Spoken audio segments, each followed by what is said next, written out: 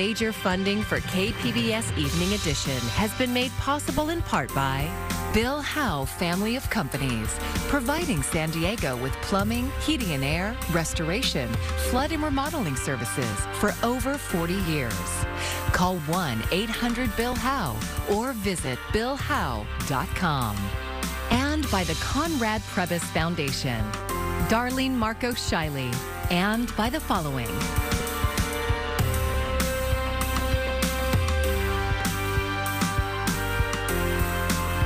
And by viewers like you. Thank you.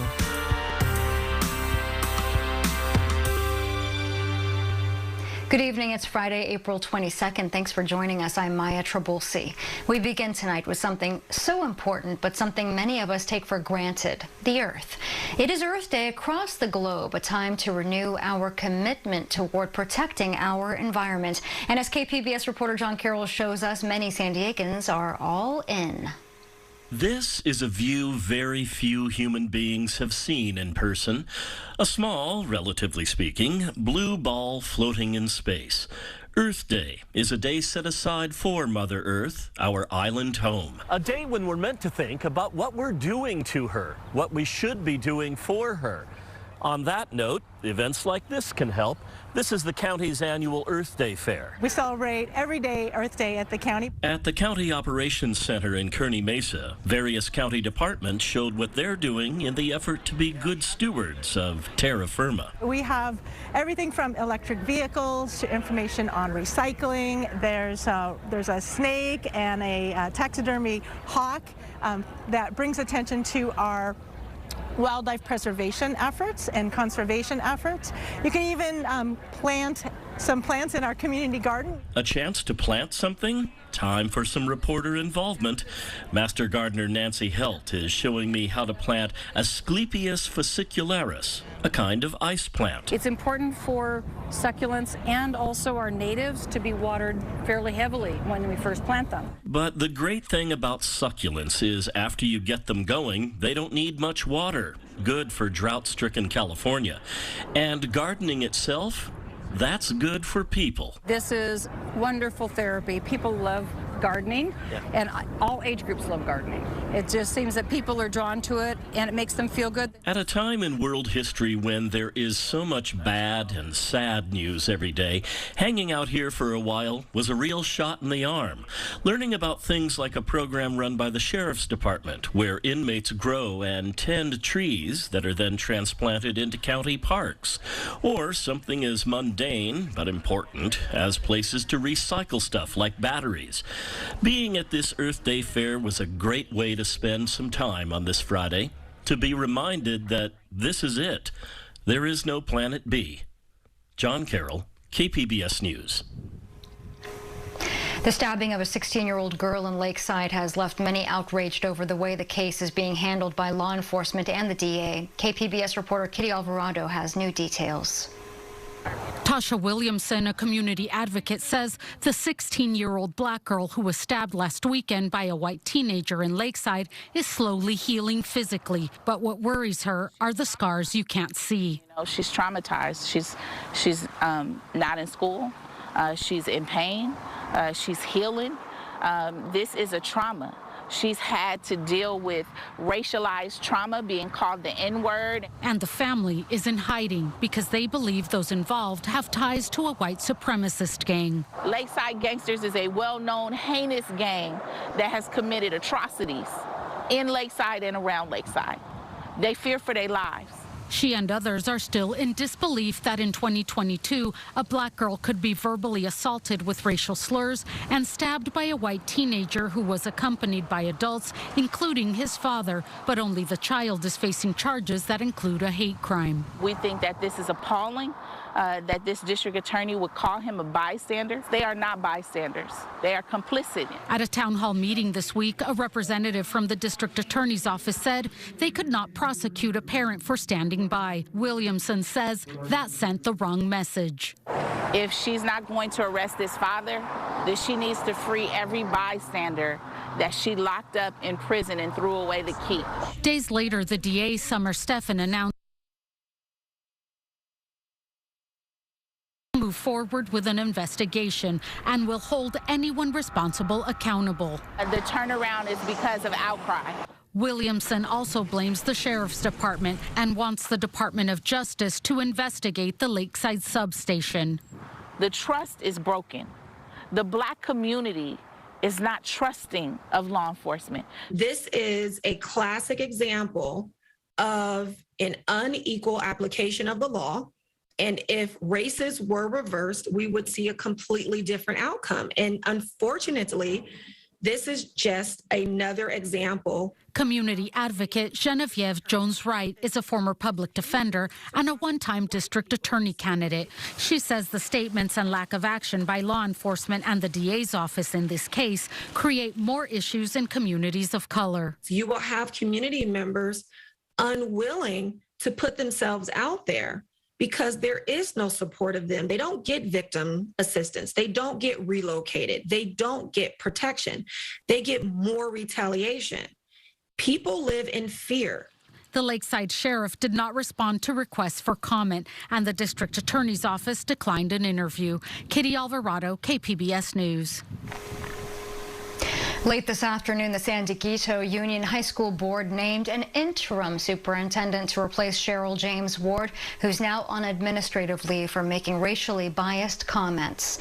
The board appointed Tina M. Douglas, the district's associate superintendent of business services. Douglas takes over effective immediately and will lead the district while an investigation continues into Dr. Ward's comments made during a district diversity, equity, and inclusion training last week. Ward credited the success of the district's Chinese students to wealthy parents and extended Asian families able to support them. Many parents have called for the superintendent to resign, while others want her to stay and use the incident as a teaching moment. Ward has apologized for her comments.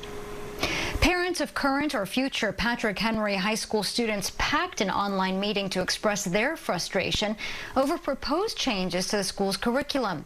KPBS reporter Jacob Ayer has the details. Patrick Henry High School parents say the school made decisions to reduce honors and advanced course offerings without any consent or conversation. In an email to parents, Principal Michelle Irwin said the changes were for equity reasons. For now, the changes have been put on hold so parents could give feedback. Parent Gavin Martinez was one of many who raised their concerns in an online forum Friday morning. I don't think that there's equity when you dumb down classes and lose the opportunities for those people who, or those students who have the opportunity to advance themselves out of whatever predicament that they're in to have a better life later. Another parent, Lori Burke-Ellett, says cutting honors courses would put all of the students at the school at a disadvantage.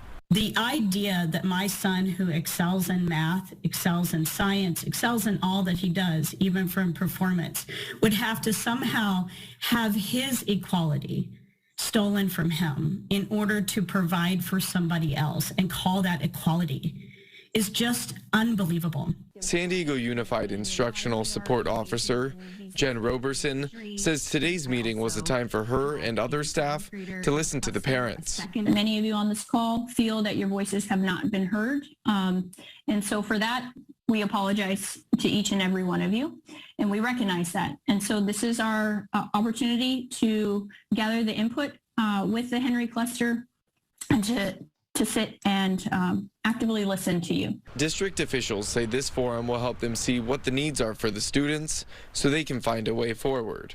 Jacob Ayer, KPBS News.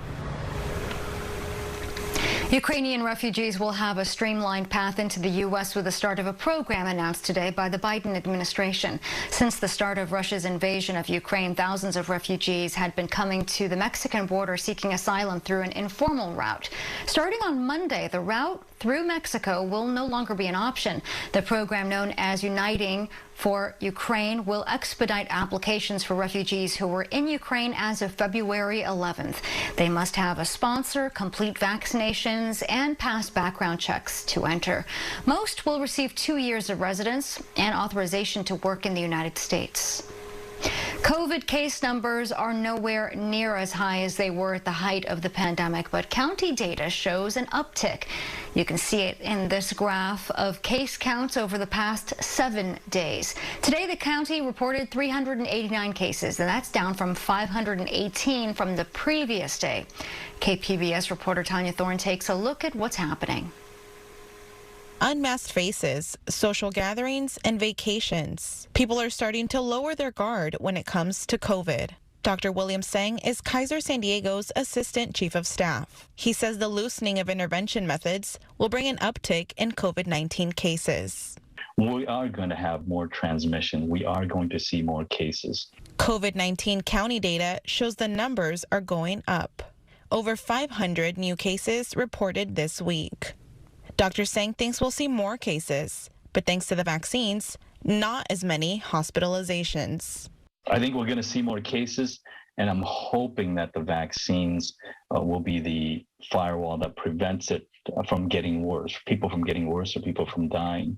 That's why he says getting vaccinated and boosted is important.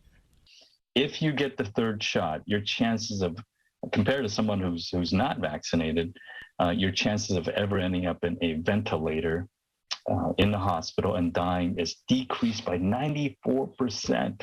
So really, that third shot is very, very important. He says San Diego is a leader in the nation when it comes to vaccination rates, but is falling behind when it comes to boosters. While masks are no longer required in many places, Dr. Sang says they are a sign of respect to one another. So when you wear a mask, you really are protecting others, more so than you're protecting yourself. Dr. Sang's advice is for everyone to know their own bodies. If you're sick, get tested to prevent transmissions. And those who are immunocompromised should continue masking. And then lastly, the best protection by far, no question, more so than any mask, more so than any sanitizers, is to get vaccinated. Tanya Thorne, KPBS News. Do masks still work if you're the only one wearing one on your flight? Well, coming up on Evening Edition, the answer from health experts may surprise you. Researchers in Sweden say polluted air raises the chances of adults catching COVID-19. A link had been established before now, but the new study shows an individual's exposure to air pollution, even short-term, increases the risk. Scientists studied pollution levels around the homes of hundreds of individuals at the time that they got sick, and they found dust on roads, farms, and construction sites increased risk by 6.9%.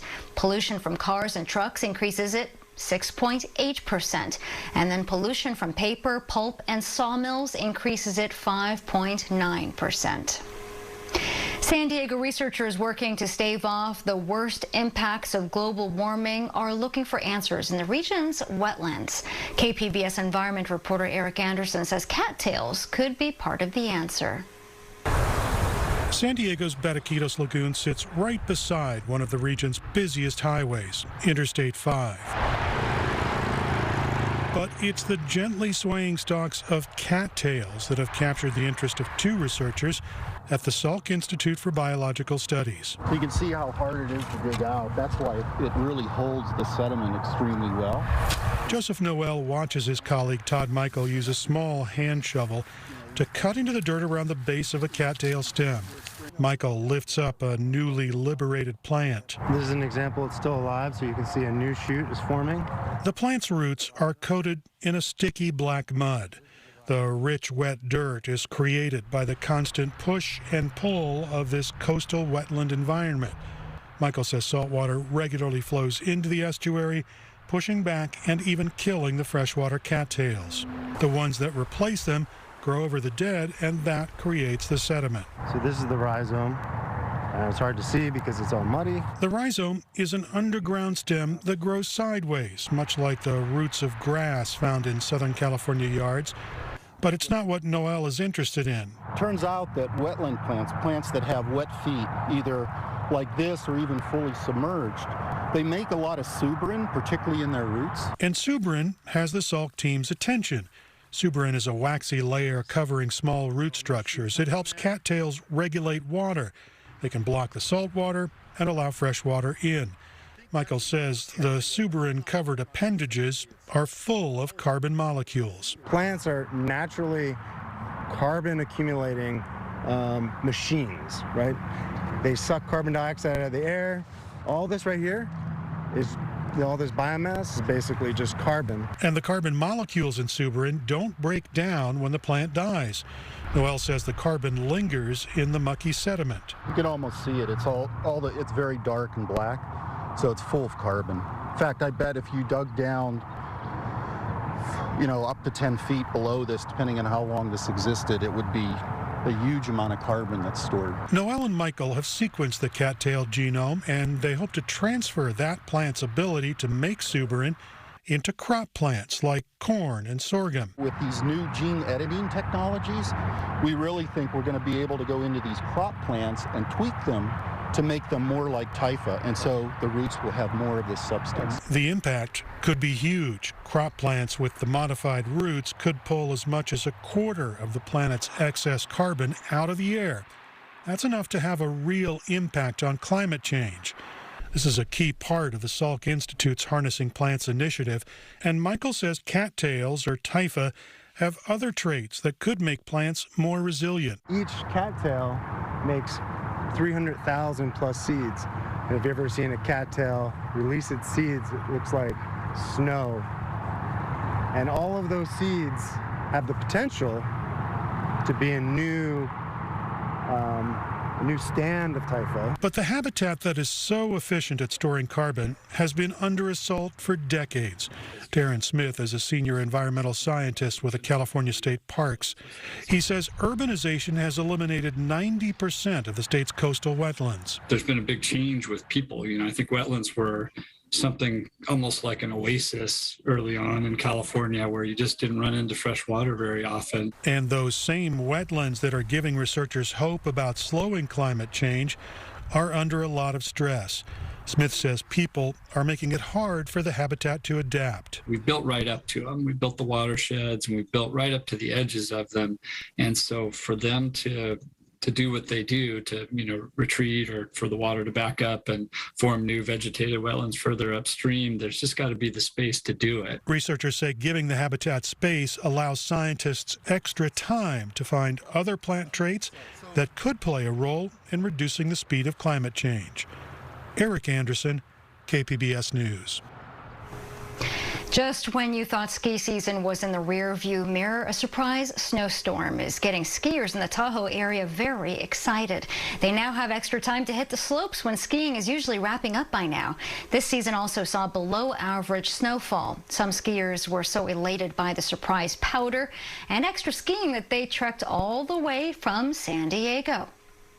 Now having new fresh snow, I'm from San Diego, so flew all the way up to Reno, rented a car and drove here just for the weekend, the weekend to kind of hit the slopes. Palisades Tahoe is now extending its ski season through May 15th as a few feet of snow is expected to blanket the mountain.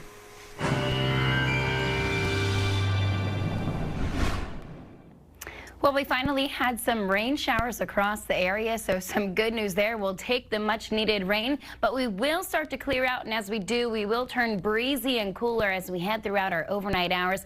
Much warmer and drier conditions return for your Saturday, so if you have any outdoor plans, everything looking a-okay. Wind should calm down as well. And then as we head to Sunday and then also Monday, above average temperatures return for the forecast area, so some good news there. All right, let's talk some weather alerts. We do have a few wind advisories once again for today, with some gusting winds as that trough works its way well to the east. They will subside as we head into the evening hours, but again, it will be a little bit breezy at times, so especially along the coastal areas, we do have some high surf, so just keep that in mind. Want to take caution out there. Oceanside dropping down to 46 overnight. Escondido 46 as well, and El Cajon 47. Borrego Springs 51, and Mount Laguna dropping down to 35 degrees. Then tomorrow, these temperatures look a little bit better, right? And you get more sunshine. So places like Oceanside, San Diego, Chula Vista, you'll get to some lower 70s. Ramona 75, Borrego Springs 85 degrees, and Mount Laguna you'll be into the low to mid 50s. So we're drying out with that drier air that's working its way in from the north and west, and we still have the opportunity to see A few valley showers, maybe some mountain snow showers, though. If you look at futurecast, there's nothing impressive that really stands out. In fact, a lot of the clouds clear out, and we should have some pretty decent sunshine as we start to warm things up and we kind of rebound from the cooler and the wetter weather that we have had over the past couple of days. Take a look at your Sunday. It's sunny and comfortable throughout much of the day, and I mentioned that we would see that warming trend, and you see that around the coastal areas. You also see it more so inland, getting to the lower 90s by Monday. Even across the mountains, you'll see some upper 60s by Tuesday, and look at the desert getting to 93 by Monday afternoon. KPBS has a new general manager. Deanna Mackey will take the helm on June 30th, becoming the first Latina to lead the multi-platform media organization. Mackey says she hopes to work with the teams at the station to reach out and connect with audiences in the San Diego region. And she says KPBS has a strong history of innovation. The station has always been a place compared to other organizations in public media that's very forward thinking and that's very risk positive. And I experienced that in my time there, being able to experiment, being able to try new things. KPBS was one of the first stations to have a website. It was one of the first stations to build a digital team. And Mackey worked at KPBS for more than 25 years. She left the station in 2015 to form the Public Television Major Market Group, a strategy and leadership organization. SDSU President Adela De La Torre says Mackey's reputation for executive leadership will serve both the station and the public. I'm Amna Navaz. Tonight on the NewsHour, Russian invasion. Russia bids for total control of eastern Ukraine as thousands remain trapped in Mariupol. That's coming up at 7 right after Evening Edition on KPBS. With the mask requirement for major public transportation no longer in effect, some might be wondering, will I still be protected if I'm the only one wearing a mask? Jen Sullivan gets some answers. Masked traveler, party of one? As airlines, trains, and various bus companies have announced they will no longer require passengers or crew members to wear masks, some people responded with relief. Yay, no more masks! Others with slight panic. I'll always wear my mask. While many companies like Delta and Amtrak say those who still want to stay masked up are encouraged to do so, the question arises, if you're wearing a mask but no one else is, are you still protected? According to CNN's chief medical correspondent, one-way masking still has benefits. It does depend to some extent on what kind of mask you're wearing. As we've heard throughout the pandemic, cloth and surgical masks do not offer as much protection for the wearer as others. Whereas if you look at these high filtration masks and N95, KN95 masks, these are very good masks. They have significant filtration. They have electrostatic fibers that really help sort of screen out the virus, but they're not perfect. Gupta says it also depends on the ventilation where you are. Airplanes are probably one of the safest places because of the high air exchange rates, and we haven't seen significant outbreaks on airplanes. And of course, the more transmissible the virus, the greater the chances are of you getting infected. So while one-way masking isn't as effective in protecting you from COVID-19, wearing one can still be a very good mitigation measure, especially if you're also vaccinated and boosted. For today's Health Minute, I'm Jen Sullivan. And what a difference 2 years can make. The airline industry is expecting record demand and record revenue in the months ahead. SDSU's Mira Kopik has the Friday Business Report.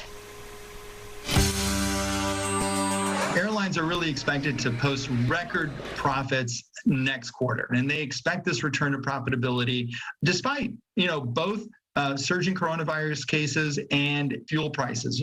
Fuel prices for airlines are up over 60% over the last year. And this is during a period in the first quarter of 2022 where airlines don't traditionally do well. The first quarter, people are done with the holiday travel. It's before spring and summer travel. American Airlines in their earnings report this week estimated that business travelers are still 50% fewer than they were before the pandemic. So all this is being made up by consumer demand. In fact, ticket prices in March were 20% higher than they were last year at that time. So, as bullish as the airline industry is, there could be a lot of things that can impact the summer travel. But as it stands now, full speed ahead, and the airline industry is finally breathing a sigh of relief. While airlines are reporting a return to near capacity, the same is not true for the hotel industry. A new report projects business travel to be 23% below its pre-pandemic levels in 2022. The American Hotel and Lodging Association says its industry has lost $108 billion over 2020 and 2021. There is optimism that leisure travel could recover to pre-pandemic levels later this year. But business travel, the hotel industry's largest source of income, will take significantly longer to recover. It's a place of action, celebration, and heritage. Members of the Barrio Logan community are celebrating 52 years of Chicano Park. This is video from 2019, the last time the event was held in person. There's usually a huge event that closes off Logan Avenue as the area fills up with vendors, lowriders, and much more. But that's not the case today due to COVID. Still, the milestone will be celebrated online. We're having a virtual commemoration of the revolutionary takeover that happened here in Barrio Logan, Logan Heights. So we'll be having a lot of history online. So we're having history highlighting local leaders such as David Rico, Tomasa Camarillo. We'll also have history pertaining to the park. In 2017, Chicano Park was named a National Historic Landmark. It's now being considered to become a national park. And you can find the virtual celebration at chicano-park.com. And you can find tonight's stories on our website, kpbs.org. Thanks so much for joining us tonight. I'm Maya Trabulsi. Good night. Major funding for KPBS Evening Edition has been made possible in part by Bill Howe Family of Companies, providing San Diego with plumbing, heating and air, restoration, flood and remodeling services for over 40 years. Call 1-800-BILL-HOWE or visit billhowe.com. And by the Conrad Prebys Foundation, Darlene Marcos Shiley, and by the following.